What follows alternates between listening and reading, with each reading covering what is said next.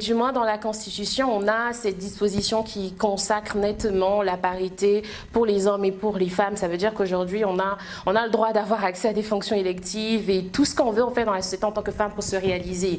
Cependant, il faudrait qu'il y ait un cadre justement qui puisse favoriser cela et qu'on puisse définir une vraie politique de promotion des cadres féminins, parce que très souvent l'excuse, permettez-moi l'expression, qu'on nous brandit, c'est qu'on ne trouve pas forcément des femmes qualifiées pour répondre à certaines offres. Mais si, il y en a. Et ce qu'il faudrait faire, c'est plutôt promouvoir le leadership féminin et mettre en avant les compétences féminines qu'on peut décéder. Quand même, on n'aura pas forcément le quota de 50-50, mais pour les femmes qui sont qualifiées et qui ont la possibilité d'assumer des fonctions politiques et autres, il faudrait bien qu'on puisse les promouvoir.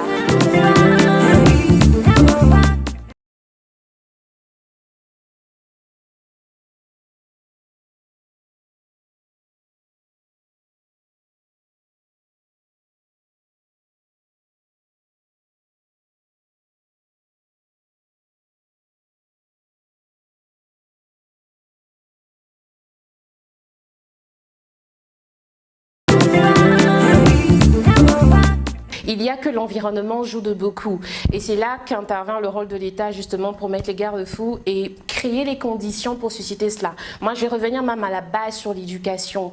Dans nos sociétés, notre système éducatif est tel que, bon, il n'y a pas forcément cet esprit d'émulation de compétition auprès des filles, ou même pour les orienter dans des métiers qu'on appelle aujourd'hui encore des métiers pour hommes et qui ne devraient pas. Donc je pense que ça commence dès le bas âge. Ça commence à la maison d'abord, le seuil familial, la culture. Est-ce que ton père il te dit toujours ah ouais toi t'es bonne juste pour le mariage, ou est-ce qu'il te dit ma fille tu peux devenir pilote, tu peux devenir tout ce que tu veux.